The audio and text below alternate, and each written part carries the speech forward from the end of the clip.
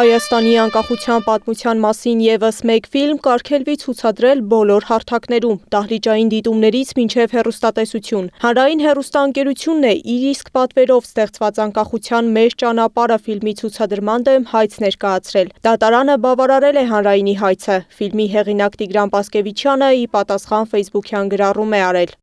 Որքան պետք է ատես սեփական երկրիդ պատմությունն ու ձեռքբերումները, որ գնաս նման մանր քայլի, երբ ասում եմ հանրային հեռուստաընկերություն, իհարկե նկատի չունեմ մանրապճեղ չինովնիկների, ահարկու ատիչը նրանց վերևում է, ահարկու ատիչը նա է, ով պատմություն, սրբություն արժեք է ասպատակում արդեն բավական երկար, անտանելի երկար ժամանակ։ Դատարանը Պասկևիչյանին պարտավորեցրել է 40,000 դրամ վճարել, թեև սա վրդովեցրել է հեղինակին, բայց նա վճարելուն դեմ չէ։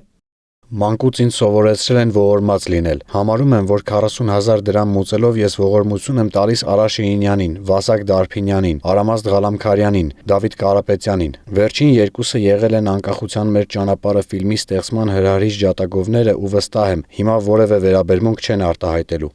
Տիգրան Պասկևիչյանը հավելել է, որ ապագայում ցուցադրելու է ֆիլմը ամենատարբեր ձևաչափերով։